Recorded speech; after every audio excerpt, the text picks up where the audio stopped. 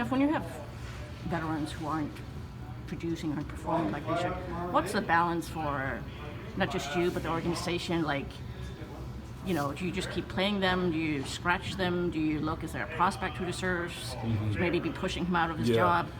Well, the prospect part of it is, I think we're trying to do everything possible to put our prospects in the best position to succeed long term.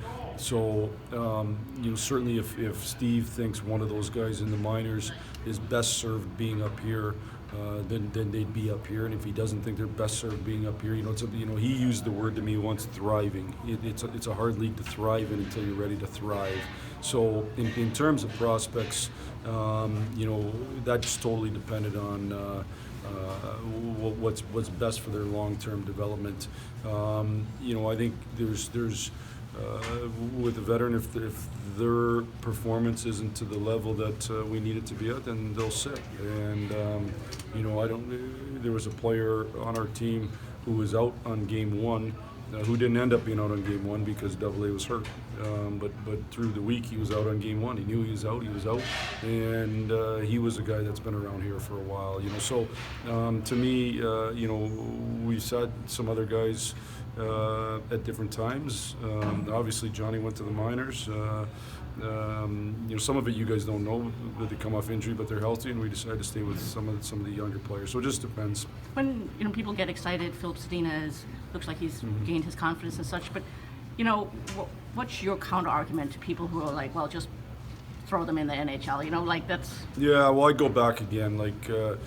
I don't see him play every day. What I would say is, I got lots of faith in when Steve Yzerman goes down, knowing when a player's ready to come up and thrive in this league and not, and certainly from a coach's perspective, anybody that can come up here and help us, we want to win tomorrow. Coaches think short term, managers generally think long term, as they should.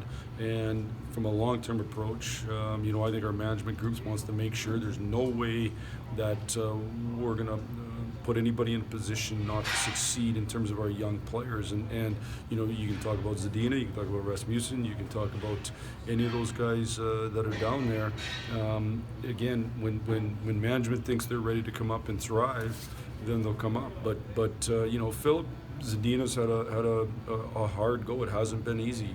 What happens when you go through those trials is confidence gets lost, and confidence is a huge thing in this world, and anybody that's had their confidence shook can attest to that, and it's reality. So do we want to put a guy like that in position to come up here, get his confidence shook by not succeeding? No, we want him to be overconfident when they come here, and he's had a nice go here the last little bit from what I understand, but that's a little bit. Let's keep going over and over and over again, and ultimately, whether it's my 9-year-old, whether it's guys in college, whether it's guys in the American League, I've said it forever. When you have to dominate the level you're at before you should be pushed to the next level. What do you see going on with Franz? Franz, they're obviously the line that we've had together there doesn't have a point, so it's not just Franz, but I actually think Franz is trying hard. I think Franz is been pretty good defensively. I think Franz was pretty good on the penalty kill the last little bit. I think he's been part of our penalty kill doing better here lately.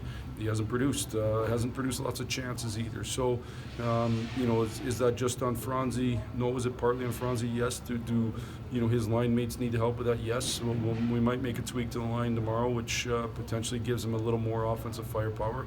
I think Franzi's working like he's always worked. I think Franzi's accountable like he's always been accountable. It's just not producing the opportunities that we need him in that line to produce. Season has not gone for you how you would like it to. What do you need to do? I don't know. Yeah, for sure it hasn't gone the way I never really experienced this.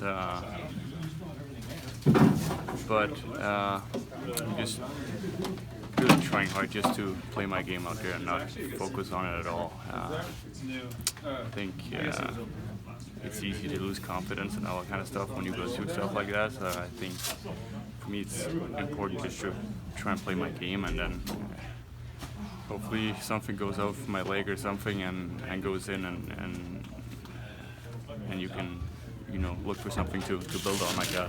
Thomas Vanek said when he was going through last year, you know, one of the important things is to keep being professional and not sulk about it.